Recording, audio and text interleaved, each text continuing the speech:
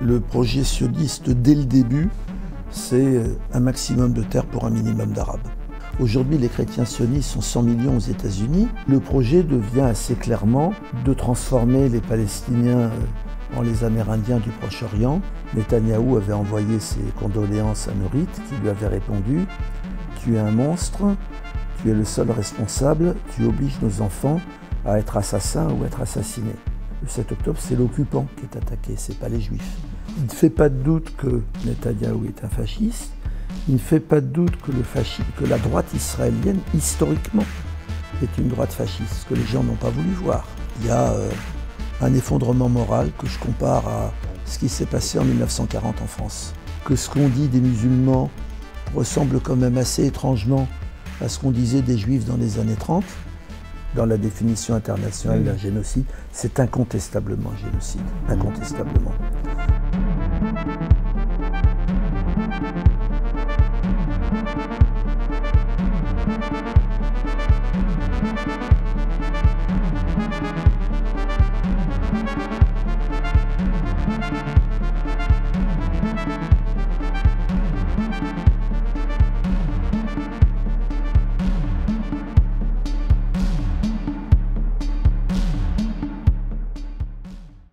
Pierre Stamboul, bonjour. Bonjour. Bienvenue sur Pertusato, Pertusato qui se distille dans le grand alambic de la maison Mémérou. Comme c'en est la coutume ici, je ne vais pas te demander de te présenter trop vite, trop frontalement, qui est Pierre Stamboul. C'est précisément ce que l'on va tenter de décortiquer tout doucement au cours de notre échange. La première question serait cette idée de peuple juif dont on parle tellement aujourd'hui, s'appuie sur quoi et s'adosse sur quoi? Alors, je dirais peuple juif, c'est une notion religieuse.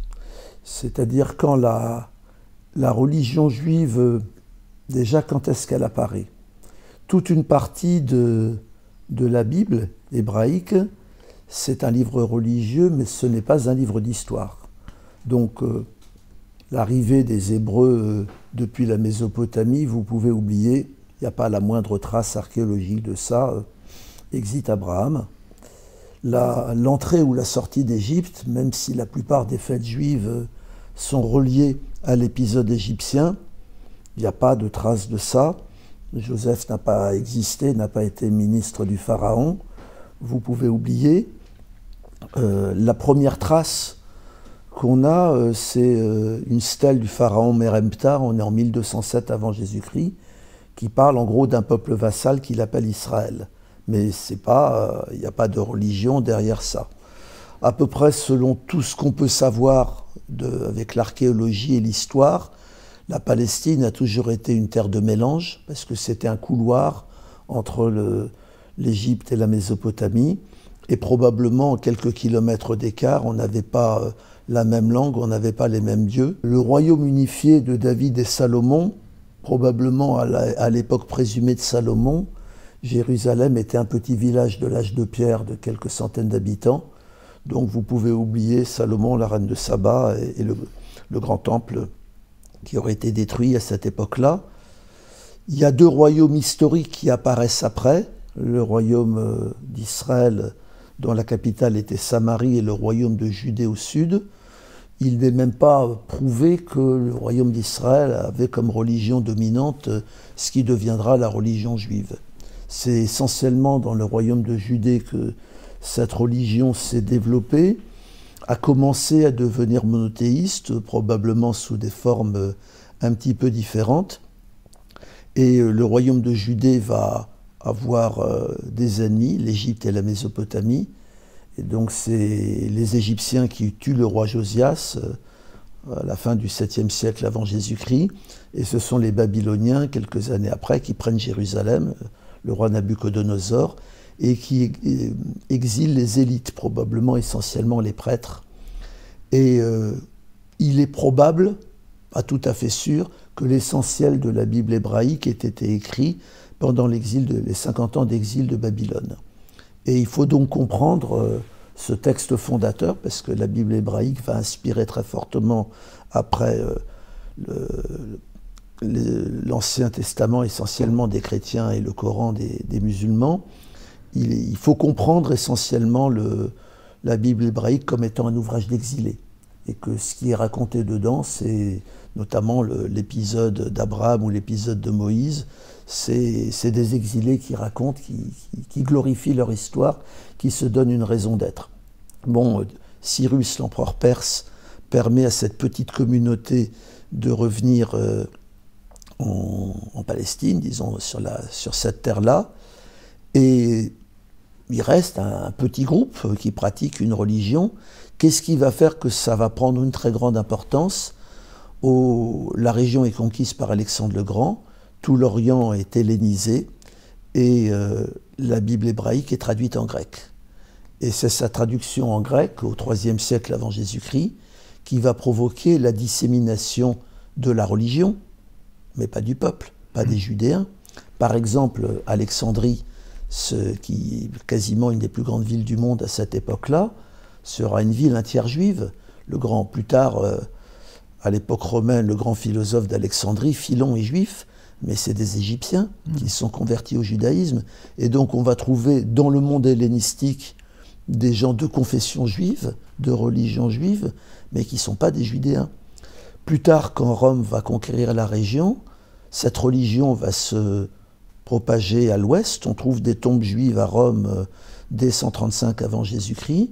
Probablement déjà les Phéniciens avaient amené des marins cananéens et donc probablement de religion juive vers l'Espagne ou vers l'Afrique du Nord. Donc la religion s'est diffusée dans l'Empire romain. À l'apogée de l'Empire romain, sans doute 10-15% de la population est juive, mais ce sont des Grecs, ce sont des Égyptiens, ce sont des Gaulois, ce sont des Espagnols, ce sont des Berbères de religion juive. Arrive le 4e et le 5e siècle après Jésus-Christ, où le christianisme, qui au départ était une secte juive, une dissidence du judaïsme, l'emporte sur toutes les religions prosélytes, dont le judaïsme, et va édicter de nombreuses lois contre les juifs, notamment l'enfermement dans des quartiers particuliers, qui seront plus tard les ghettos ou les rouderias, qui vont être l'interdiction de la terre, qui vont être des accusations extrêmement graves de propager, de vouloir dominer le monde, d'être le peuple déicide, de commettre des crimes rituels. Donc le judaïsme va se refermer, contraint et forcé, va cesser d'être une religion prosélyte, en gros dans la région de l'Empire romain. Mais c'est à l'extérieur de l'Empire romain qu'il va y avoir de grandes conversions au judaïsme. Alors l'une des plus fameuses, c'est la conversion des Berbères d'Afrique du Nord. On sait qu'un assez grand nombre de tribus, on est aux alentours du 4-5e siècle après Jésus-Christ, dans l'intérieur vont se convertir au judaïsme, et les juifs maghrébins sont les descendants de ces berbères judaïsés. Aux confins entre mer Caspienne et mer Noire, au 8e siècle après Jésus-Christ, un grand empire dont les souverains étaient turcs, enfin, de famille turque, et dont la population était slave, se convertit au judaïsme. C'était l'empire khazar.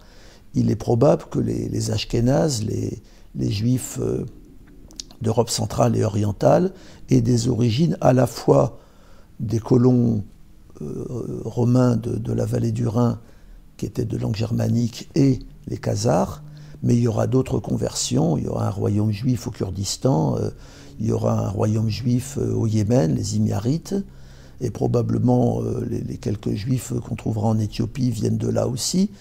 Donc, l'essentiel de ceux qui sont de confession juive sont des convertis. Et donc, qu'est-ce qu'on entend par peuple? Si on entend par peuple une notion religieuse, dans la religion juive, le peuple juif a été puni par Dieu pour s'être mal comporté, ce qui explique la destruction du temple par Titus en 70 après Jésus-Christ, et il est puni par Dieu, et tant que le Messie n'est pas arrivé, il n'aura pas le droit de retourner sur sa terre, il ne sera pas pardonné. Mais si on entend par peuple une unité d'origine, de langue, de coutume, alors il y a des peuples juifs, il y a un peuple séfarade, descendant des juifs chassés d'Espagne, il y a un peuple judéo-arabe ou judéo-berbère qu'on va trouver en Afrique du Nord, au Yémen ou en Irak. Il y a un peuple yiddish, dont je suis issu, c'était la langue maternelle de ma mère. Mais dire qu'un juif irakien et un juif polonais appartiennent au même peuple, c'est une construction historique. Et surtout, ces différents peuples n'avaient aucun attachement à la terre de Palestine. Pour les juifs religieux, tant que le Messie n'était pas arrivé, il était interdit de retourner sur cette terre. Et pour les juifs laïcs, ils se battaient pour l'égalité des droits ou l'émancipation sur place. Et donc, ce que le sionisme va inventer, c'est la centralité de la terre d'Israël, mais historiquement, elle n'a jamais existé. À partir de quand on commence à penser que c'est une force qui arrive à se coaliser un peu? Alors là, je vais être clair, il y a eu des rapports entre des communautés juives très éloignées.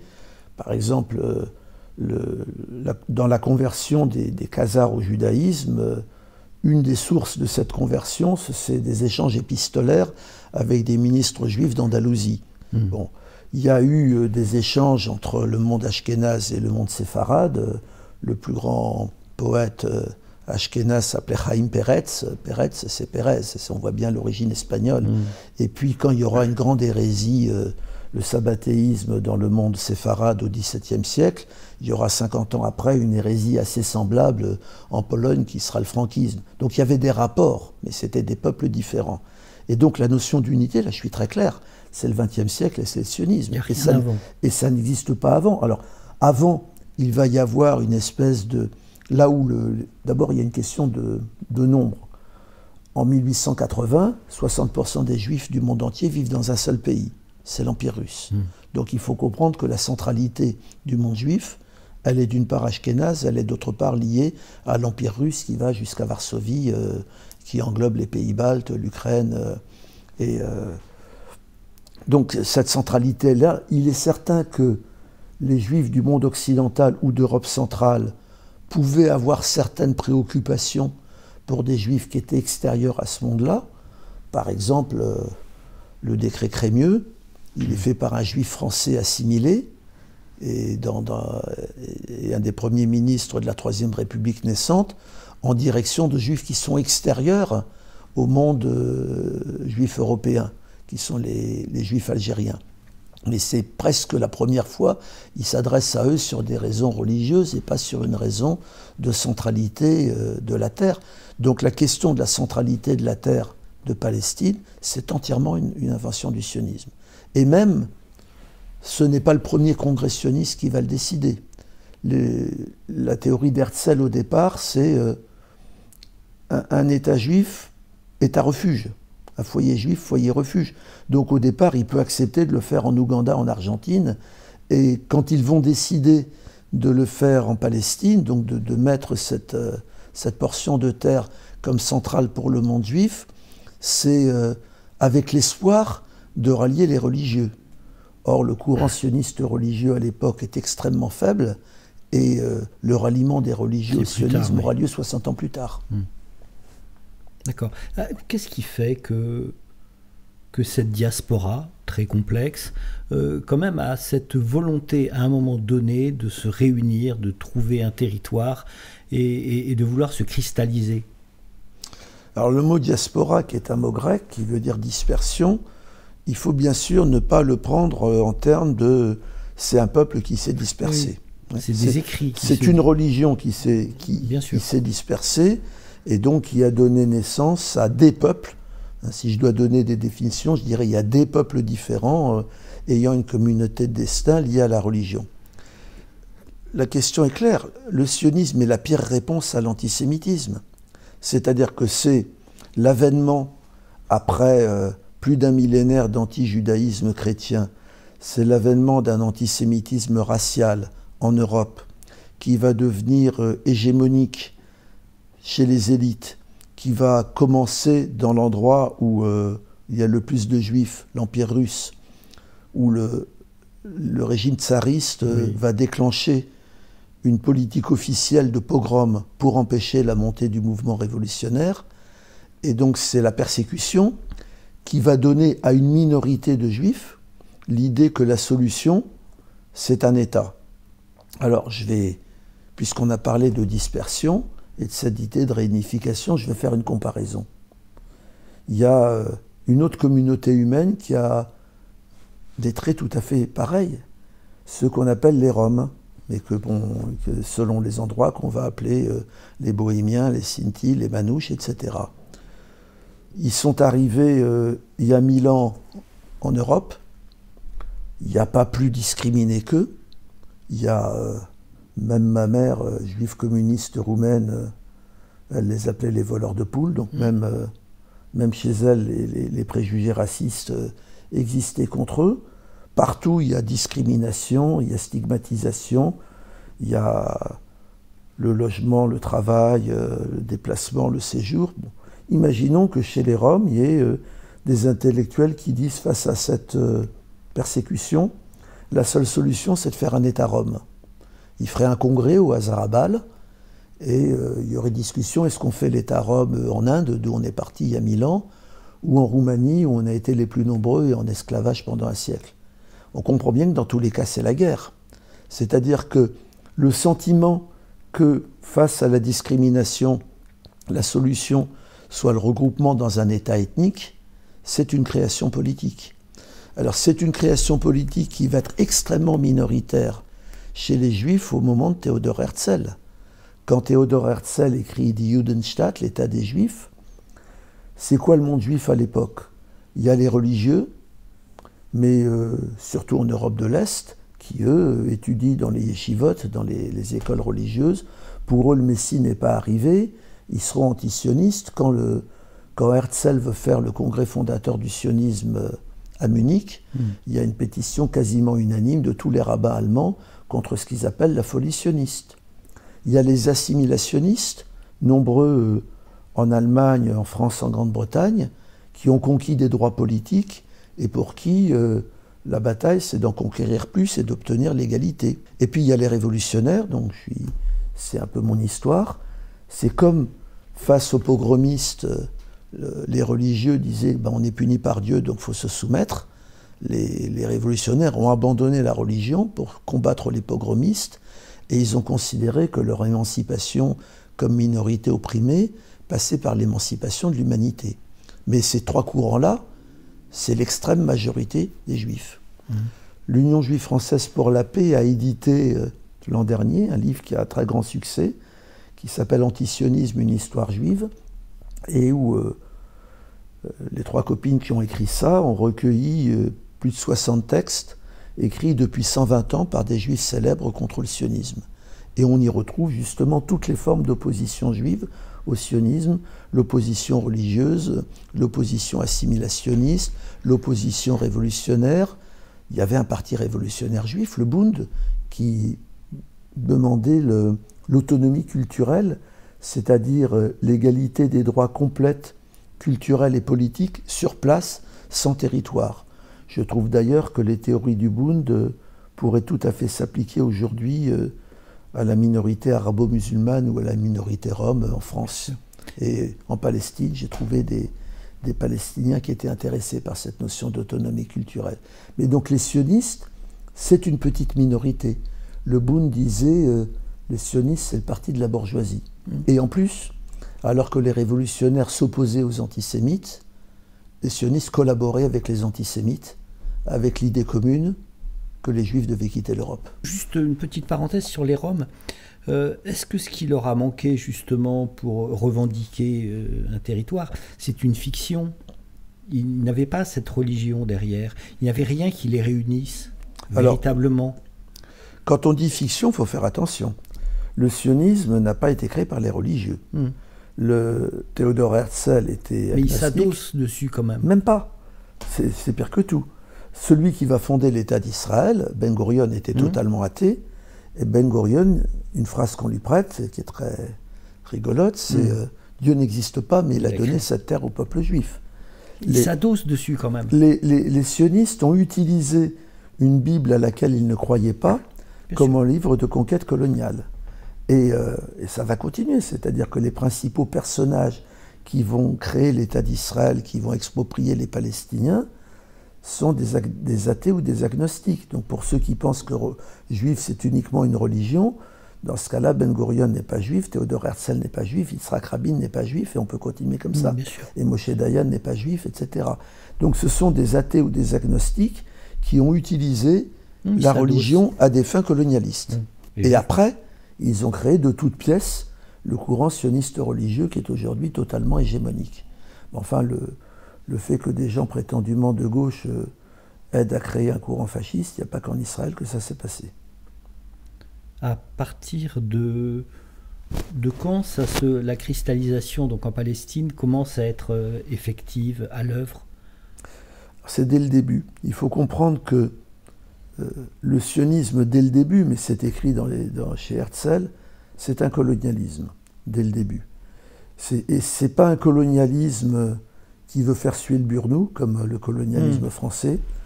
C'est un colonialisme de négation de l'existence du peuple autochtone, une terre sans peuple pour un peuple sans terre. D'ailleurs, celui qui avait fait cette phrase, Israël Zangwill, a rompu avec Herzl, parce qu'il a assez vu l'utilisation de sa phrase à des fins coloniales. Mais c'est un colonialisme de remplacement. Et ce qu'il faut comprendre, c'est que les institutions coloniales sionistes qui ont expulsé le peuple palestinien de son propre pays, elles sont créées dès le début. Mais le début... Alors 1898, création, ça ne s'invente pas le nom, de la Banque coloniale juive. 1901, création du KKL, Keren Kayemet le Israël, le Fonds national juif, celui qui plante des arbres là où il y avait des villages palestiniens, celui dont les statuts, le but est de judaïser la terre. Donc on comprend bien que dès le début, il n'y a aucune place pour les Palestiniens. Les Palestiniens, c'était un peuple assez accueillant, parce qu'ils n'avaient pas de conscience nationale, ils faisaient partie du monde arabe, mais dans cette partie du monde arabe, ils avaient la conscience d'être les gardiens des lieux saints des trois religions monothéistes, et puis c'était un peuple pluriel. Pendant plus d'un millénaire, il y a eu en gros en Palestine 80% de musulmans sunnites, 15% de chrétiens de différentes religions, et 4 à 5% de juifs autochtones. Et ils gardaient les lieux saints. Et jusqu'à la fin de l'Empire ottoman, c'est très clair dans la municipalité de Jérusalem, ils gardaient les lieux saints. Et dès le début, les Palestiniens voient que l'immigration sioniste, c'est pas une immigration friendly. Ils voient dès le début que c'est une immigration qui vise à les remplacer. La Palestine n'était pas du tout un pays sous-développé. Il y avait, pendant le mandat britannique, il y avait 80 quotidiens, il y avait des chemins de fer, il y avait des écoles, il y avait la scolarisation des filles et tout. Et donc dès le début, les notables palestiniens, qu'ils soient musulmans ou chrétiens, vont s'insurger contre le sionisme. Ils avaient proposé aux sionistes de partager le but d'un grand pays arabe indépendant dans lequel ils auraient leur place. Les sionistes, ça ne les intéressait pas. Et donc les premières révoltes palestiniennes contre les sionistes, c'est 1920. Après, il y aura 1929, Hébron, puis après, il y aura la grande révolte de 1936. Mais c'est parce que, dès le départ, le sionisme crée une société séparée.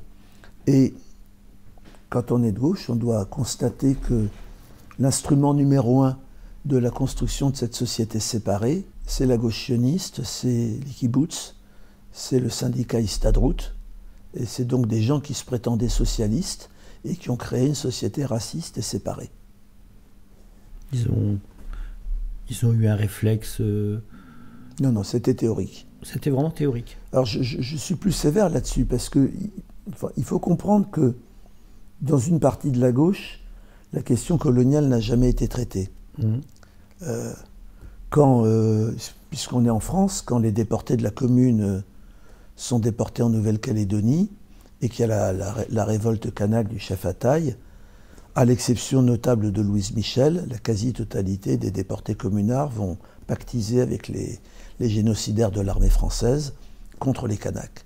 Parce que, voilà, c'était... Et puis beaucoup de ces socialistes partageaient l'idée, j'ai retrouvé une phrase de Léon Blum qui date de 1924, et où il explique que il est du devoir des pays civilisés d'apporter la civilisation à des peuples qui ne sont pas encore rentrés dans la civilisation. Donc il approuve une colonisation qu'il souhaite embellir avec ce genre de phrase, mais qui était livrée aux colonialistes. Et Le sionisme n'a pas fait exception là-dessus. Il n'y avait aucun altruisme de ce côté-là. Il y avait l'idée que, face à l'antisémitisme européen, il fallait un pays pour les Juifs, et que s'il y avait, dès les années 20, les élites sionistes en Palestine réfléchissent à ce qu'on va faire des fellahs qui vivent là. Et ils établissent des plans, y compris avec un financement pour les déplacer en Irak ou tout, dès 1920. Dès 1920. Et donc, cette volonté donc, de coloniser la Palestine, dès le départ, il y a une vraie donc, volonté de ne pas du tout partager ce territoire.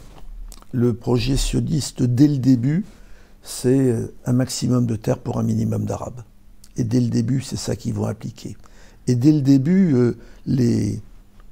là où les Juifs s'installent en Palestine, alors qu'ils sont très minoritaires, hein, au moment de la déclaration Balfour, c'est 11% de la population de la Palestine qui est juive. À la veille de la guerre de 1939, c'est 33% de la population de la Palestine qui est juive. Donc, partout où ils s'installent, ils interdisent la présence des Palestiniens. C'est un colonialisme. Ils fondent Tel Aviv à côté de Jaffa, et Tel Aviv va être une ville entièrement juive. Et chaque fois qu'ils vont fonder un kibbutz, un moshav, une ville, c'est juif. Comment se fait-il que, alors je ne sais pas comment on peut qualifier ça, mais des parias en Europe, des gens qu'on a voulu exterminer, des gens à qui on a fait porter l'effondrement du capitalisme en 29, c'est eux qui en ont payé le prix fort, etc. Comment se fait-il que brusquement ça devient des alliés? Brusquement, on les aide, on les respecte, et on leur donne carte blanche pour éradiquer un autre peuple? Alors c'est Hannah Arendt qui a là-dessus des propos très intéressants. Hannah Arendt définissait la vision du juif par les antisémites. Donc pour les antisémites, les juifs étaient des parias asiatiques inassimilables en Europe. Oui. Et le sionisme en fait quoi? Des colons européens en Asie. Et pourquoi, dès le début, les antisémites de l'Europe sont sionistes? Parce qu'ils partagent avec les sionistes le fait que les juifs doivent partir et devenir des colons européens. Alors, parmi les amis d'Herzl, il y a Édouard Drummond, le chef des Antidreyfusards, qui écrit dans son torchon, il avait lu l'État des Juifs, et il écrit à propos d'Herzl, ce monsieur fait notre bonheur en faisant le sien. Guillaume II, l'empereur d'Allemagne, que Herzl avait accompagné dans un voyage à Jérusalem, griffonne à son ministre de l'Intérieur, ne mettez aucun obstacle à quelqu'un qui veut nous débarrasser des Juifs. En 1904, peu après leur mort à tous les deux, Herzl visite Vyacheslav Plehve, le ministre de l'Intérieur du Tsar, celui qui avait organisé les pogroms. Oui. Mes deux grands-mères sont des survivantes du pogrom de Kishinev de 1903. Et les deux hommes tombent d'accord sur le fait que les Juifs russes doivent partir de Russie. Et Plehve intercédera auprès du sultan ottoman pour favoriser l'entreprise sioniste. Et parmi ces antisémites qui sont fous des sionistes et qui le sont toujours, alors que leur existence date de plusieurs siècles, il y a les chrétiens sionistes. Qu'est-ce que c'est que ce truc-là? Quand le protestantisme est apparu, la Bible a été traduite dans la langue du coin. En Angleterre, la Bible a été traduite en anglais. Et parmi ceux qui vont partir dans les nouvelles colonies, il y a beaucoup de ces chrétiens sionistes qui ont élaboré comme théorie que les Juifs doivent retourner en Terre Sainte, chasser le mal Armageddon, qui est très vite identifié aux Arabes, puis se convertir à la vraie foi, sinon ils disparaîtront parce que ces chrétiens sionistes sont antisémites. Aujourd'hui, les chrétiens sionistes sont 100 millions aux États-Unis, ils ont une puissance énorme financière et politique. C'est eux qui ont financé l'essentiel de la colonisation de la Cisjordanie, donc savoir que la colonisation a été essentiellement financée par des antisémites. Mais il n'y a pas de contradiction. Parmi ces antisémites, il y avait Balfour. Balfour, en 1905, il est Premier ministre de Grande-Bretagne et il édicte des lois contre les Juifs polonais qui viennent semer la révolution à Londres. Et 12 ans après, il envoie une belle lettre à Lord Rothschild, le financier du mouvement sioniste anglais, en lui promettant la Palestine comme foyer juif. Il n'y a pas de contradiction entre le Balfour antisémite et le Balfour sioniste. Pour lui, les Juifs en Europe, c'est des parias, et les Juifs en Palestine, c'est des colons. D'accord. Donc en fait, on va on va vraiment... et c'est très, très étrange, donc ce sont des chrétiens qui, pendant presque 2000 ans, donc, malmènent une religion, et finalement, c'est eux qui vont vraiment... Instrumentalisent, oui. Voilà, pour les aider dans un projet fascisant et colonial. Alors, il y a certains qui disent, je n'irai pas jusque-là, certains disent même que en fait, le sionisme, c'est une création chrétienne et protestante. Je dirais non. Je dirais que quand le sionisme juif, il est vraiment né dans le monde juif, dans la bourgeoisie juive, de façon minoritaire, mais que d'entrée, il a considéré que le sionisme chrétien était un allié. Je le verrais plutôt comme ça. D'accord. Ça pèse quoi aujourd'hui, le sionisme chrétien ? Aux États-Unis, j'ai dit, c'est avec les enfants et tout, c'est 100 millions de personnes, c'est-à-dire c'est entre 25 et 30% de la population. Et ils ont eu plein de présidents. Il y a une anecdote que j'avais entendue sur Truman, qui est président des États-Unis au moment de la création de l'État d'Israël, était chrétien sioniste. Et c'est lui qui a acheté les votes au moment du vote de la partition à l'ONU en 1947. C'est lui qui a acheté les votes de l'Éthiopie, d'Haïti, de Libéria, etc. Et Truman quitte le pouvoir en janvier 1953. Quelques mois après, il se balade dans une synagogue à New York. Il est acclamé par les fidèles. Il dit non, mais moi je n'ai rien fait, j'ai été guidé par la main de Dieu. Il faut comprendre. Et par exemple, aujourd'hui, les chrétiens sionistes savent bien qu'un type comme Trump est tout sauf un croyant sincère, mais ils s'en foutent, il est guidé par la main de Dieu. Il faut quand même savoir que quand Trump déménage l'ambassade états-unienne de Tel Aviv à Jérusalem et qu'il inaugure l'ambassade à Jérusalem, pour l'inauguration, il emmène dans ses bagages des chrétiens sionistes. Donc il emmène John Hagee, qui avait déclaré que Hitler était juif et que son œuvre avait été guidée par la main de Dieu. Et il emmène dans ses bagages Robert Jeffress, qui avait déclaré aucun juif ne pourra être sauvé, tous iront en enfer. Enfin, là, c'est quand même des gens assez malades, sauf que ça représente une puissance financière et électorale énorme. Aux États-Unis, ils ont la puissance de faire battre la plupart des candidats. C'est pour ça que personne n'ose les affronter. Qu'est-ce qui est en train de se passer justement avec Trump, avec la folie de Netanyahou, avec cette radicalisation qui devient maintenant génocidaire évidemment. Pourquoi ça s'accélère? Quels sont les leviers de cette puissance inouïe? Le projet sioniste, dès le début, c'était l'expulsion. Oui. Alors, ils l'ont réalisé en 1948. On ne faudra jamais oublier que le crime fondateur de cette guerre, c'est l'expulsion de 800 000 Palestiniens, c'est raser leur village, c'est interdire le retour, même qui avait été voté par l'ONU.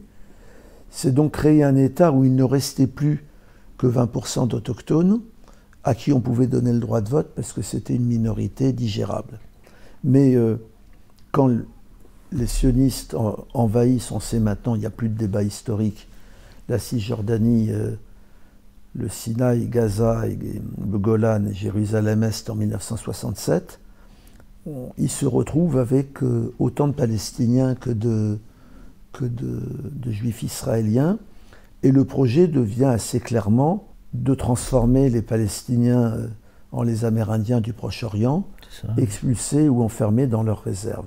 Et donc, surtout quand c'est le courant de Netanyahou qui est arrivé au pouvoir de façon définitive à partir des années 2000, le projet est clairement prendre le maximum de territoires, enfermer les Palestiniens dans des territoires de plus en plus exigus et si possible les expulser. Ce projet d'expulsion, après le 7 octobre, Netanyahou l'exprime très clairement. Et jusque-là, ce projet était une utopie meurtrière, mais était une utopie. Avec Trump au pouvoir, ça devient un projet possible. Je ne crois pas qu'il aura lieu parce que je connais assez la Palestine. La Palestine résiste de toutes ses forces depuis des années. Même dans les pires des conditions, les Palestiniens de Gaza ont recréé le lien social, ont recréé un morceau de société et ne partent pas. J'avais l'autre jour au téléphone Georges Abdallah qui peut me téléphoner de sa prison. Depuis sa prison, oui. Et que j'ai visité 9 fois. Et qui me disait, t'as vu, je suis sur Al Jazeera, on les voit par centaines de milliers qui remontent vers le nord. Ils ont tenu compte de la Nakba, ils ne partiront pas. Bon, Georges est peut-être optimiste parce qu'il retourne vers des endroits souvent inhabitables et parce que ça ne veut pas dire que l'expulsion ne va pas avoir lieu. Mais ça reste pour moi des rodomontades, sauf que tout le monde comprend bien qu'on est passé dans une autre époque, que pendant très longtemps, les Israéliens, ils étaient dans le déni. C'était les fameuses phrases de Ben Gurion, nous n'avons expulsé personne, les Arabes sont partis d'eux-mêmes. Maintenant, on est passé du déni au crime assumé. Oui, on les a expulsés, on aurait dû tous les expulser, ce pays est à nous, rien qu'à nous, on ne veut pas vivre avec eux, et on n'en a rien à foutre de ce que vous pensez. C'est ça ce qui se passe en Israël. Et donc c'est ça qui est à l'œuvre. Est-ce qu'ils vont y arriver? Ils sont en train patiemment de détruire le droit international pour y arriver. Ce qu'on peut noter depuis le 7 octobre, c'est que les institutions de base du droit international ont résisté. L'UNRWA a subi des coups sévères, elle est interdite à Jérusalem, elle continue à agir à Gaza et en Cisjordanie. L'OCHA continue à faire des rapports extrêmement documentés, tout ça c'est l'ONU. L'UNICEF, l'OMS, tout ça, ils n'ont pas sombré. Mais évidemment, dès qu'on monte dans la hiérarchie du droit international, là les attaques sont sévères. Ils ont fait de Guterres une marionnette qui n'a plus aucun pouvoir, puisque c'est le Conseil de sécurité qui décide et qui a le veto états-unien. Donc on comprend bien que ce qui se passe aujourd'hui est terrible. Derrière la volonté de liquidation du peuple palestinien, il y a la volonté de la domestication du monde arabe, et il y a la volonté de la destruction définitive de tout droit international, et donc le retour à la loi de la jungle avec tous les dangers que ça peut représenter. Donc je dis toujours que défendre la Palestine, ce n'est pas un supplément d'âme, c'est nous défendre nous. Bien sûr. C'est refuser qu'on ait un monde où ce soit la loi de la jungle généralisée, et c'est défendre un certain nombre de droits fondamentaux, parce que quand on y réfléchit, que demandent les Palestiniens?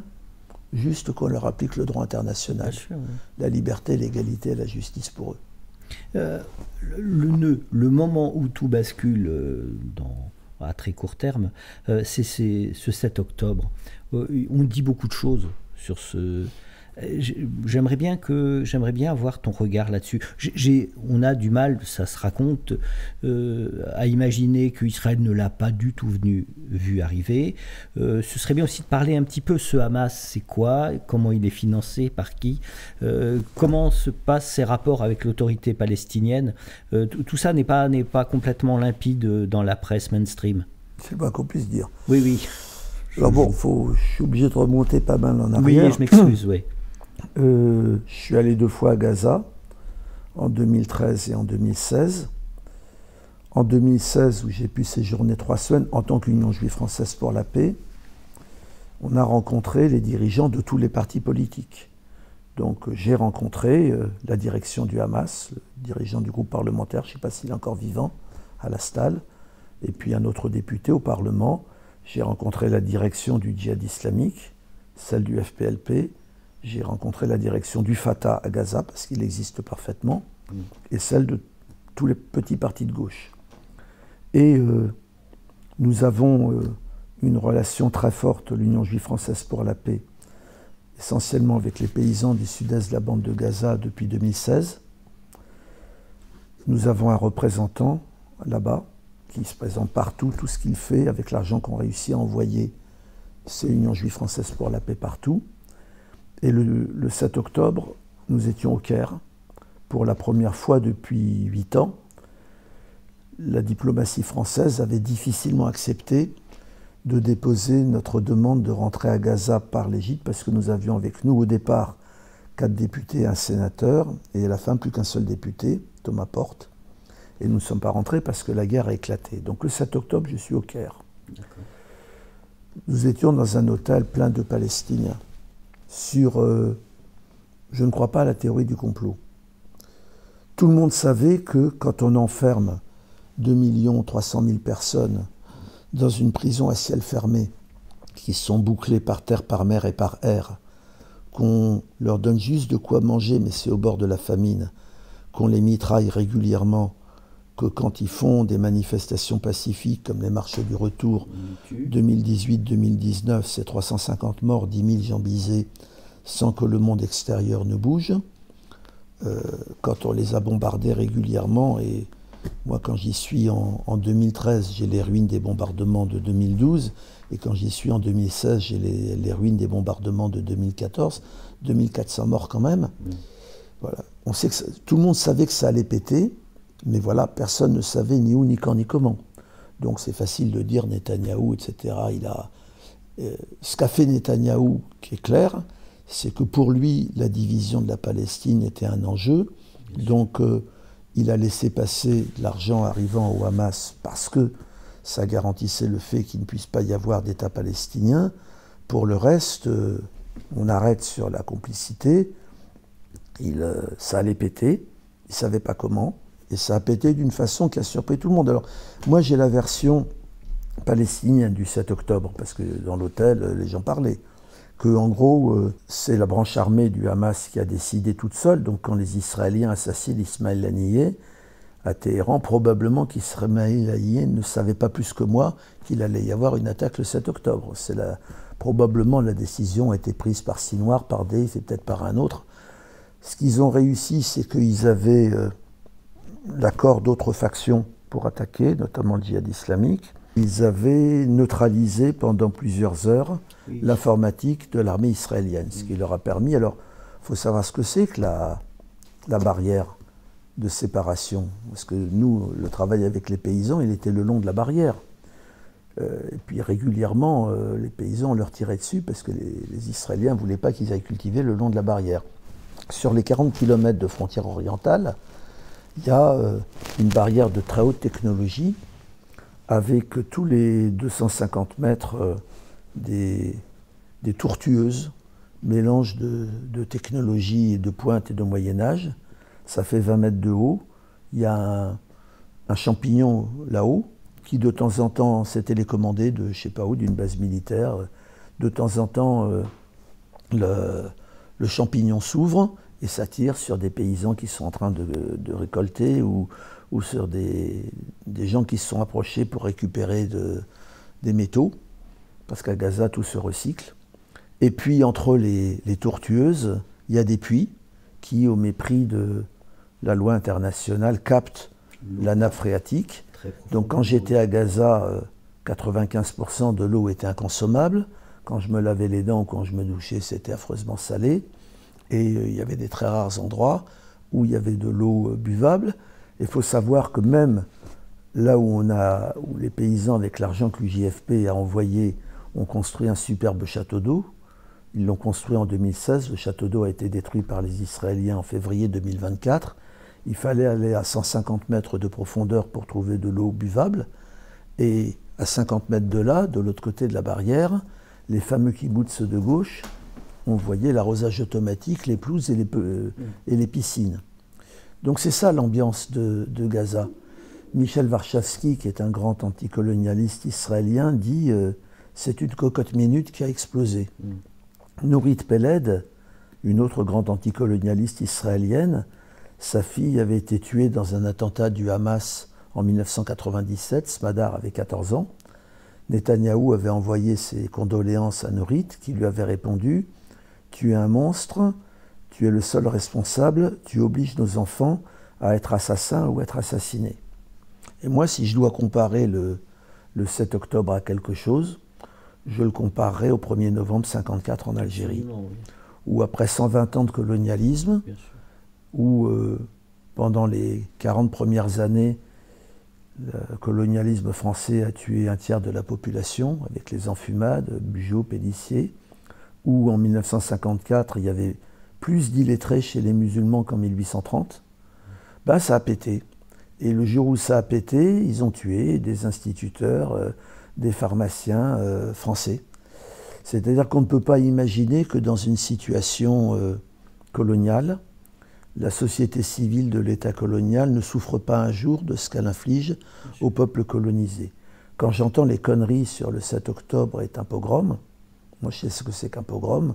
Ma grand-mère paternelle, qui a vécu le pogrom de Kishinev et qui a survécu à la guerre, me l'a raconté. Évidemment, le 7 octobre n'est pas un pogrom. Le 7 octobre, c'est l'occupant qui est attaqué, ce n'est pas les Juifs. Et moi, quand je suis à Gaza, je me présente partout, Union juive française pour la paix, et que ce soit les partis, les associations et tout le monde nous répond, on est contre l'occupation, on n'a rien contre les Juifs. Ça vient de l'histoire et de l'identité palestinienne, cette affaire-là que les Israéliens ont évidemment du mal à comprendre. Alors, probablement que le Hamas avait des buts. Il avait des buts d'empêcher les accords d'Abraham, parce que l'Arabie saoudite n'était pas loin de signer ce qui aurait été pour les Palestiniens une catastrophe. Et on lui en veut à Gaza, hein, nos correspondants à Gaza, ils sont très en colère contre le Hamas de ne pas avoir appréhendé les souffrances énormes qu'ils allaient avoir, et surtout en plein génocide, de ne plus avoir eu un contrôle suffisant sur le territoire pour pouvoir encore assumer les choses que la société civile palestinienne a elle-même dû assumer, parce qu'il n'y avait plus aucune autorité qui était capable de le faire. Mais elle a été capable de le faire. Et ça, c'est remarquable. Je donne un exemple. Hein. Quand les Israéliens ont eu peur d'une épidémie de polio, comment on explique qu'en 5 jours, tous les enfants palestiniens de Gaza aient été vaccinés? Parce que dans Gaza, il y avait partout des camps qui étaient auto-organisés et qui ont été capables de le faire. Donc, malgré ça. Alors, je reviens sur le Hamas. Georges Abdallah, toujours lui, interrogé par ses juges qui lui disent « Qu'est-ce que vous pensez du Hamas ?» Il a répondu « C'est des résistants, c'est vraiment dommage que ce ne soit pas des communistes. » Je pense comme lui. Et moi, quand la seule fois où France Inter m'avait enfin interviewé, ils ont passé 12 minutes au mois de mars, et il finit par dire « Alors, qu'est-ce que vous pensez du Hamas ?» J'avais répondu autre chose, j'avais dit « Le Hamas, c'est un peu comme le Parti socialiste français, il y a tout et n'importe quoi à l'intérieur. » Mais quelque part, c'est vrai, ce qu'il faut comprendre, c'est que quand il y a le vote qui va porter le Hamas au pouvoir en Palestine, le résultat du vote, c'est 39% pour le Hamas, 33% pour le Fatah, et le reste dispersé en 15 listes de gauche.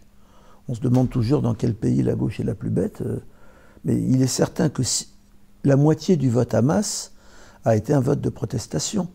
Je connais des communistes et des chrétiens qui ont voté Hamas. Notre représentant qui les hait aujourd'hui, il a voté Hamas. Alors, ils ont voté Hamas pourquoi? Pour punir l'autorité palestinienne de 2 choses. La corruption complètement endémique, et surtout à Gaza, où ils avaient installé un mafieux, Mohamed Dahlan, à la tête de Gaza, et les accords d'Oslo, qui avaient été une gigantesque supercherie, une catastrophe complète pour le peuple palestinien. Et c'est ça le vote, une moitié du vote Hamas, c'est ça. Et si la gauche était présentée unie, le vote de protestation aurait été à gauche. Alors après, c'est un parti où il y a tout. Il y a des gens qui, effectivement, ont des conceptions religieuses. Ils sont issus des frères musulmans. Mais même si on parle des frères musulmans, ils ont été au pouvoir pendant 2 ans en Égypte. Avant d'être au pouvoir, ils avaient conquis toutes les strates de la société égyptienne. L'ordre des médecins, des pharmaciens, des étudiants, des profs et tout. En 2 ans, ils ont tout perdu. On a vu qui c'était. Mais quand Sisi fait son coup d'État, qu'est-ce qui se passe? À l'époque des frères musulmans, il y avait des syndicats, il y avait des partis politiques, il y avait des manifestations, Rafah était ouvert. Sisi fait son coup d'État, il n'y a plus ni syndicats, ni partis politiques, ni ouverture de Gaza, ni liberté, et il y a 60 000 prisonniers politiques, et le président de la République élu meurt en prison de la torture. Donc présenter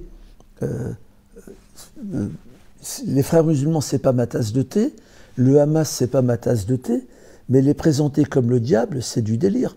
Comme présenter le djihad islamique comme le diable, non, c'est un parti nationaliste qui veut libérer la Palestine de la mer au Jourdain. Alors, je discutais avec le secrétaire général qui était trop heureux de rencontrer l'UJFP. Je lui dis, on imagine que vous gagnez, qu'est-ce que vous faites des Juifs israéliens? Il me dit, il n'y a pas de problème, puis c'est dans le Coran, ceux qui étaient là avant 48, ils restent. Je lui dis, vous savez bien que la grande majorité des Juifs israéliens sont nés après 48 et en Israël. Il me prend par le cou et il me dit, mais ça, camarade, il faut que tu comprennes, c'est la position avant une négociation, après on verra. Je veux dire, il faut avoir les pieds sur terre sur ce qu'est Gaza. Quand vous rentrez dans une famille à Gaza, il y a plein d'enfants, Vous en trouvez un qui est au Hamas, un qui est au Fatah, un qui est au Djihad, un qui est au FPLP. Et tout ça, ça discute. Quand vous rentrez dans un taxi collectif à Gaza, c'est vive le Hamas. Ah non, abat le Hamas, c'est tous des corrompus. Ça discute. C'est une société incroyablement pluraliste, incroyablement éduquée. Ça n'a rien à voir avec l'image d'Épinal qu'on en a donnée, soit de gens subissant une dictature religieuse impitoyable, soit de gens qui veulent tous jeter les Juifs à la mer avec le couteau entre les dents. Tout ça, c'est de la propagande qui ne repose sur aucune réalité. D'accord. Alors, à partir de ce 7 octobre, on sent bien que Netanyahou, puis ensuite l'arrivée de Trump au pouvoir, à carte blanche, et de toute façon la passivité des dirigeants européens globalement. Je ne suis pas d'accord avec la passivité, la complicité. Oui, la complicité, oui, bien sûr, évidemment.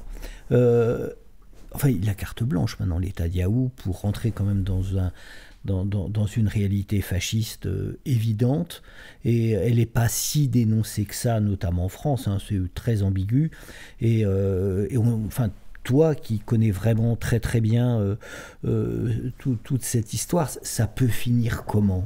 Alors, il ne fait pas de doute que Netanyahou est un fasciste, il ne fait pas de doute que la droite israélienne, historiquement, est une droite fasciste, ce que les gens n'ont pas voulu voir.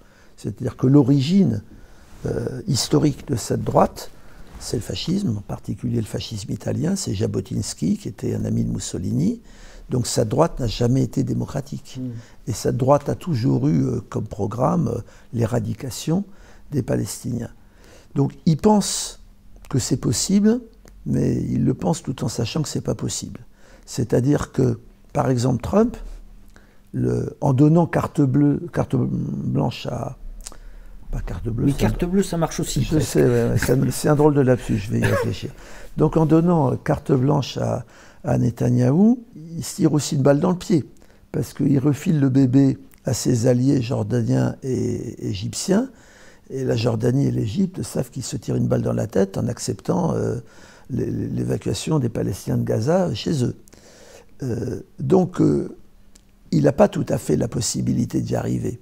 Par contre, ce que je veux dire qui est absolument innommable, c'est que dès le 7 octobre, la parole des génocidaires a été la seule autorisée, qu'on a eu toutes les autorités françaises qui ont accouru à Tel Aviv pour apporter leur soutien à Netanyahou, qu'on a eu une manifestation soi-disant contre l'antisémitisme et qui était une manifestation de soutien à des génocidaires antisémites, et qu'on a eu la criminalisation de tout le mouvement de solidarité, l'interdiction des manifs. Il a fallu aller en justice pour l'avoir. Il n'y a que 2 pays qui ont fait ça, c'est la France et l'Allemagne. Et ça, évidemment, c'est très grave. Moi, je pense qu'on a en France nos élites politiques et médiatiques. Il y a un effondrement moral que je compare à ce qui s'est passé en 1940 en France. Et je pense que dans une crise extrêmement sévère du capitalisme, et qui rappelle d'autres crises du capitalisme, on a l'appareil d'État et les appareils des partis dominants prétendument démocratiques qui virent complètement, qui se rallient à des formes de fascisme absolument sans problème. Et par exemple, je veux dire, revenir sur le droit du sol qui est constitutif de la France depuis plusieurs siècles, on comprend bien qu'on passe dans une autre étape. Mais ça et le soutien à Netanyahou, c'est la même histoire. La criminalisation des migrants, l'islamophobie galopante. Je dis souvent que pendant plus d'un siècle, c'est l'antisémitisme qui était le dénominateur commun de toutes les idéologies de droite et d'extrême droite en Europe. Et aujourd'hui, c'est l'islamophobie. Que ce qu'on dit des musulmans ressemble quand même assez étrangement à ce qu'on disait des juifs dans les années 30. Dans les années 30, on ne savait pas comment ça allait continuer. Mais aujourd'hui, on ne sait pas non plus comment ça va continuer.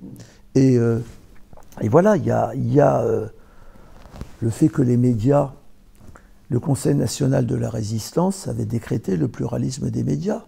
Aujourd'hui, 90% des médias privés appartiennent à 7 milliardaires qui sont tous de la même obédience, donc qui ont tous donné le même discours. On est quand même ahuri. L'histoire des femmes éventrées et des bébés décapités, c'est une association israélienne d'extrême droite religieuse, Zaka, qui propage ça dès le 8 octobre. C'est documenté, on sait ce qu'est cette association, comment elle fonctionne, on sait qui a propagé ces nouvelles-là. Un an après, le 7 octobre 2024, on entend Anne Sinclair à France Inter parler des femmes éventrées, des bébés décapités, comme si ça avait existé. Donc on est dans des médias privés qui sont des milliardaires, et des médias publics qui sont devenus inaudibles, même France Culture, enfin Guillaume Erner, c'est plus audible. Arte, quand on sait que c'est BHL qui est au conseil de surveillance. BHL. Voilà. Parce que quand même... Mais il reste Mediapart, il reste... Les Juifs, on a eu des grands intellectuels, on a eu des Laurent Schwartz, on a eu des Stéphane Hessel, on a eu des Pierre Vidal-Naquet et tout, et on a maintenant des histrions comme... BHL ou Finkielkraut, ça veut dire choucroute en yiddish, hein, Finkielkraut. Enfin voilà, donc on a eu un effondrement moral qui fait que le génocide a été possible.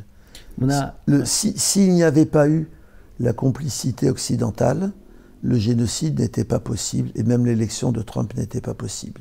C'est parce que ce monde-là se prépare à quelque chose de beaucoup plus dur, et qui n'en a plus rien à faire du droit. Mais ça ressemble au ralliement des patrons allemands à Hitler en 1933. C'est la droite israélienne fasciste et le néolibéralisme qu'on connaît chez nous, qui est en cours d'effondrement, finalement se reconnaissent. Oui, c'est les mêmes. Voilà, tout à fait. Qu'est-ce que Pierre Stambul, dans son histoire, dans sa vie, dans son combat, espère encore? Je suis capable d'analyser le passé, mais pas de prévoir l'avenir. Nous, à l'Union juive française pour la paix, on a décidé d'entrer que la question de la survie du peuple palestinien était fondamentale, qu'il fasse société. Donc pendant 8 ans, on a travaillé avec les paysans du sud-est de la bande de Gaza. On a réussi par des moyens toujours difficiles à envoyer des sommes très importantes. Le mouvement de solidarité nous a fait confiance. Les paysans ont construit un château d'eau, ils ont construit des canalisations, ils ont construit une maison des paysans qu'ils ont appelée quartier général UJFP. Quand les ministres du Hamas voulaient rencontrer les paysans, ils allaient au quartier général UJFP. On a construit avec nos amis d'Humanitaire une grande pépinière solidaire. Donc il y avait 1000 fermes qui étaient raccordées à cette pépinière solidaire. On a commencé à avoir une voiture qui sillonnait la bande de Gaza avec un agronome. On a organisé des ateliers de soutien psychologique. C'est un truc qui est fondamental à Gaza. Et depuis le 7 octobre, on continue.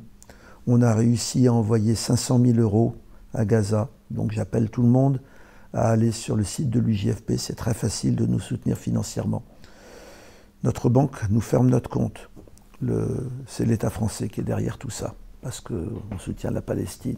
C'est une consigne générale à toutes les banques. On va tourner la difficulté, on y arrivera, ils ne nous empêcheront pas d'être solidaires. Donc il y a une première urgence, c'est permettre que la société palestinienne continue de faire société, que les Palestiniens ne subissent pas le sort des Amérindiens ou des aborigènes, c'est-à-dire de ne plus être en situation de réclamer leurs droits. Et la deuxième chose, c'est que la guerre se passe chez nous. C'est que la guerre se passe parce que les dirigeants du monde occidental, les États-Unis en tête, mais l'Occident européen aussi, soutiennent des génocidaires. Ils ne les soutiennent pas par compassion pour les Juifs, ils les soutiennent parce qu'Israël, c'est leur État. Un État surarmé, une start-up technologique, un morceau d'Europe fiché au Proche-Orient, un exemple de reconquête coloniale. Et donc, soutenir la Palestine, c'est ici aussi que ça se passe, c'est créer un rapport de force face à nos politiques, face à nos médias, important. Et puis, nous, on est une association juive, donc il se passe encore autre chose, c'est que le sionisme est devenu majoritaire chez les Juifs, le sentiment territorialiste est devenu majoritaire. On a transformé un peuple qui s'est battu, pas un peuple, parce que j'ai dit que les Juifs n'étaient pas un peuple, une communauté humaine qui s'est battue pendant des années pour l'égalité des droits, pour le vivre ensemble. Et l'État qui se prétend juif est un État génocidaire qui nie l'existence et la dignité du peuple autochtone. Donc on a aussi, nous, en tant que juifs, une lutte à mener à l'intérieur du mouvement Solidarité pour expliquer que cette guerre n'est pas coloniale, n'est pas communautaire religieuse, c'est une guerre coloniale, et pour dire que l'avenir des Juifs et l'avenir des Palestiniens, c'est le même, c'est le vivre ensemble dans l'égalité des droits, et ça peut évidemment pas être la guerre ethnique. Donc voilà, on a des tâches immenses. Nous, on n'est pas courageux, hein, on sauve notre peau, et on n'a pas le choix. C'est Jaurès qui disait de l'affaire Dreyfus. Et en fait, il faut le sauver pour sauver le monde. C'est vraiment ça l'idée. Est-ce que l'Europe est justement dans ce concert des nations entre les États-Unis, bon évidemment qui est le fleuron du néolibéralisme, et Israël, est-ce que l'Europe a une voix qui pourrait être différente? Elle l'a pas, j'ai l'impression. Mais c'est terrible. Je veux dire que l'Europe, ce qui est majoritaire en Europe, c'est un néolibéralisme qui est prêt à s'allier aux fascistes. Donc on va vers une alliance néolibérale fasciste en Europe, qui est déjà à l'œuvre, en Italie par exemple. Bien sûr. Ce qui aurait dû être la gauche, et c'est là qu'il y a aussi une ressemblance avec le sionisme, de même que pour le sionisme, c'est la gauche qui a fait tout le sale boulot d'expulser les Palestiniens, de les réduire, de créer un État ethnique. Et quand elle a été socialement inutile, elle a été réduite à jouer les forces d'appoint. Et toute une certaine gauche française et européenne, elle a cassé le code du travail, elle a fait les privatisations, elle a nassé les manifestations. Et au bout du compte, on a cette alliance néolibérale fasciste. Ce que tu appelles gauche, c'est social-démocrate. Voilà, c'est ça que j'ai dit. Donc je veux dire que... de gauche. Mais voilà, ce que je veux dire, c'est qu'on a le même problème. Ce que j'appellerais la vraie gauche, qui devrait s'adresser aux travailleurs, représenter les travailleurs et défendre les travailleurs, ça fait quand même assez longtemps qu'elle est un peu inaudible dans la plupart des pays d'Europe. Et le résultat, c'est ce qu'on a là. On a comme une gauche crédible en France, même si on ne veut pas qu'elle existe. Même si toute la presse mainstream, les crabouilles... tu penses à la France insoumise. Bon, je suis encarté nulle part, mais ils sont restés propres sur eux, et notamment sur la Palestine. Chapeau, et voilà, je veux dire qu'ils ont un certain nombre de députés très courageux qui se battent et tout. Il y a quelques gens de gauche aussi chez les Verts qui peuvent jouer ce rôle-là, mais encore quelques-uns encore chez les communistes aussi, mais... L'essentiel de la gauche, malheureusement, elle a déserté et le terrain des luttes sociales et le terrain de la solidarité internationale. Et on en paie les conséquences. Malgré tout, cette vieille Europe cultivée, avec tous ses penseurs, toute son histoire, tout son passé de lutte aussi ouvrière, tu penses que on pourrait pas quand même arriver à se distinguer du discours néolibéral planétaire? C'est mon espoir, mais si tu veux...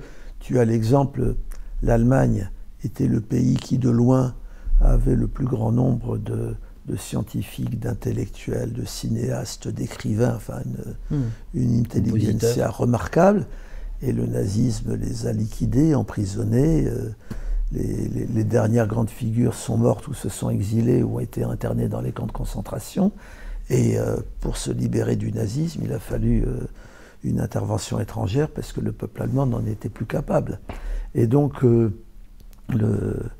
tu prends l'Italie, elle avait le plus grand parti communiste d'Europe, qui était quand même à 35% des voix. Elle a auto-liquidé un parti qui ne s'est même plus appelé ni communiste, ni socialiste, ni même de gauche, et puis qui a fait, quand il était au pouvoir, sa mantra, c'était d'appliquer le libéralisme européen, et le résultat, c'est qu'elle a Giorgia Meloni. Et donc, je veux dire, voilà, là, j'ai un petit peu dévié par rapport à mon combat qui est le combat antisioniste et qui est le combat pour la Palestine. Mais ces deux combats s'adossent, en fait. Ces combats s'adossent, c'est certain. C'est évident. Et par exemple, sur le socialisme, hein, le kibbutz aurait pu être un truc socialiste s'il avait été avec les Palestiniens. Or, les textes fondateurs du kibbutz interdisaient la présence des Palestiniens. Donc la question, c'est de construire quelque chose pour les travailleurs qui soit internationaliste, qui soit antiraciste, qui soit anticolonial. Et sinon, ça échoue. On a échoué en Après la crise de 29, nous, on a échoué en Europe dans la fin des années 30. Tu gardes un espoir? Toute la bourgeoisie française disait plutôt Hitler que le Front populaire. Oui, bien sûr. Et là, bien par sûr, exemple, quand on regarde le deuxième tour des élections législatives, le nombre de circonscriptions que le RN a gagné contre la France insoumise, parce que il y a eu les macronistes et tout qui ont pensé dans leur tête plutôt Hitler que le Front populaire et qui ont voté RN. Ils ont une presse mainstream qui leur est entièrement dévouée, qui est d'une puissance de feu absolument vertigineuse. Oui, non, mais comment lutter avec nos petits moyens? Enfin, voilà. Toi, tu le sais. Bah oui, je sais. Nous on n'existe évidemment pas du tout. Nous, par exemple, vis-à-vis du monde juif, la seule chose qu'on a, c'est la parole. C'est de leur rappeler leur histoire, c'est de leur rappeler leurs valeurs, c'est de leur rappeler d'où ils viennent. Et on n'a pas d'autre arme. Mais je veux dire qu'aujourd'hui, on est à un moment où l'irrationnel prime sur le rationnel. Ça, c'est une des armes de l'extrême droite, entre autres. Tu as le sentiment, Pierre, qu'on a survolé ce qu'il fallait d'essentiel à survoler? Dans ce que tu m'as dit, peut-être qu'on est en 1938, et peut-être qu'il est encore temps de... Ben on a ce recul quand même fabuleux. On a ce recul. On sait que le capitalisme finit. Mais voilà, ce que je veux dire, c'est que ce que le peuple palestinien subit, c'est-à-dire un génocide qui a probablement, quand on aura les chiffres exacts, tué plus de 100 000 personnes, c'est-à-dire 4% de la population. Alors on va me dire, c'est pas le ghetto de Varsovie, il y a eu 99% de morts, mais dans la définition internationale d'un génocide, c'est incontestablement un génocide, incontestablement. Et donc on a... le sort des Palestiniens et le nôtre maintenant sont liés. C'est-à-dire qu'on comprend bien que les forces qui visent à sa liquidation sont les mêmes forces qui vont nous instaurer un ordre brun ici. C'est très clair. C'est très clair. Pierre Stambul, merci. Sache que si à l'occasion d'autres passages dans la région ou d'autres publications tu voulais revenir, tu serais vraiment le bienvenu. Alors je peux dire que donc, pour ceux qui... J'ai parlé du livre Antisionisme, une histoire juive de l'UJFP, où il y a 60 textes extrêmement profonds écrits par des juifs contre le sionisme depuis 120 ans. Moi, je viens de sortir un livre qui se vend très bien pour l'instant, et si je n'en ai pas aujourd'hui, c'est parce que j'ai tout vendu. Je viens de Marseille. Tant mieux. Et puis qui m'en a manqué beaucoup, qui s'appelle Du projet sioniste au génocide, et où il y a à la fois la partie historique, et la partie sur la société israélienne, sur la destruction de la Palestine, sur Gaza, sur comment en sortir ou ne pas en sortir. Il va sortir un livre le 17 avril aux éditions Rive-Neuve qui s'appelle Gaza, mort, vie, espoir, qui est écrit par 5 solidaires français, dont 3 de l'UJFP. C'est toute l'équipe qui travaille à la popularisation de tout ce que font nos amis gazaouis depuis le 7 octobre. Il y aura énormément de photos et le 6e auteur, c'est Abou Amir, c'est notre représentant à Gaza. Et donc c'est à la fois, ils relatent tout ce qu'ils font pour que leur société survive. Donc ils relatent la rescolarisation des enfants, le creusement sanitaire, la désinfection des camps, les vaccinations, les distributions de lunettes, les ateliers de soutien psychologique, le retour à la terre là où c'est possible, les premières récoltes de tomates, tout ça c'est relaté. Et donc il sort le 17 avril. Vous saurez vraiment ce que c'est que Gaza, parce qu'en même temps, il y a les analyses politiques de nos camarades vues de là-bas. En annexe de cette interview, tu as carte blanche pour nous dire tout ce qu'on doit indiquer, relayer toutes les informations, les auteurs, les livres. Voilà, allez sur le site de l'UJFP. Oui, vous aurez... on prendra soin de le faire. Donc ujfp.org, jour par jour, presque heure par heure, on publie ce qui nous arrive de Gaza. Et il y a la cagnotte. Donc je vous dis, et en plus, on a... n'importe qui peut vérifier l'usage qui a été fait de cet argent. Puisque nos camarades, et c'est peut-être... on a quand même trouvé des gens assez exceptionnels à Gaza, dans cette société civile, ils relatent exactement, au centime près, ce qu'ils font avec l'argent qu'on arrive à envoyer. Vous verrez des moments qui sont les pires qu'ils ont vécu, des moments où la société était sur le point de rompre, mais elle n'a pas rompu. Donc j'ai cet espoir que si elle n'a pas rompu, elle ne rompra jamais. Le monde ne va pas rompre. Voilà. Pierre Stambul, merci beaucoup. Et merci. Certainement à une autre fois.